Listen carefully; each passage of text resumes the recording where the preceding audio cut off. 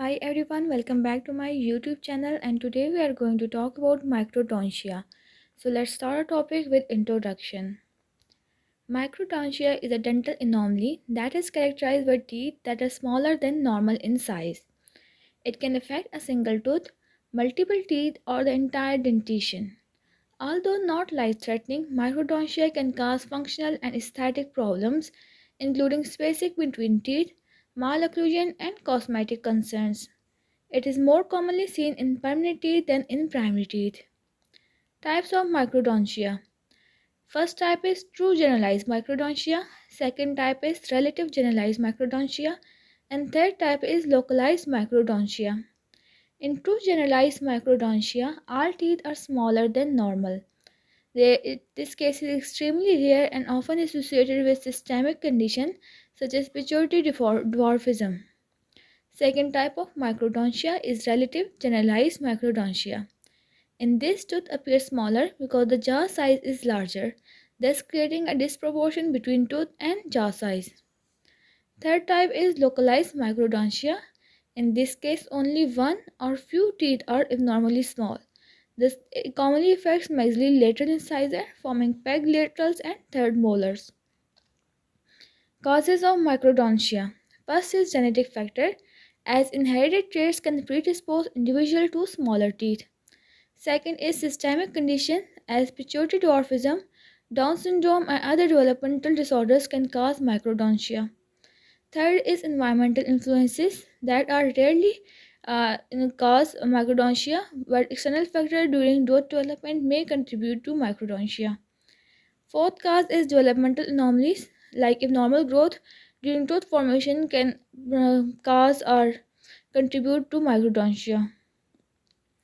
Clinical features of microdontia.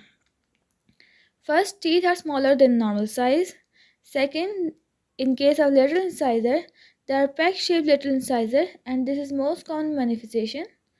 Third, there is spacing between teeth due to reduced crown size, and the malocclusion is there, and also aesthetic concern is there. And it may occur with other dental anomalies such as hypodontia.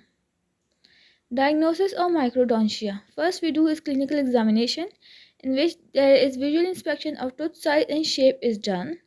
Second, we can do is radiographic evaluation, that is to X-ray that help assess crown and root dimension.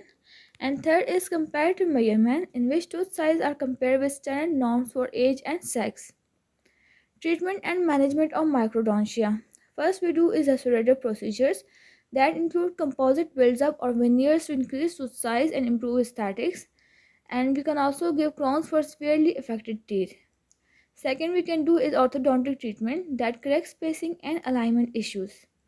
Third, we can do is prosthetic solution that include bridges or implant if microdontia is associated with missing teeth. Fourth, we can do is multidisciplinary approach in cases associated with systemic condition. Collaboration with medical specialists is required. Prognosis of microdontia. With proper dental management, patient can achieve functional and aesthetic improvements. Prognosis depends on severity, number of teeth involved, and presence of associated condition. Early diagnosis and intervention improve outcomes and prevent complication. Conclusion of this lecture video. Macrodontia is a rare dental condition that results in abnormally small teeth. While its causes range from genetic to systemic factors, modern dentistry often offers effective treatment options such as restorative procedures, orthodontics, and prosthetics.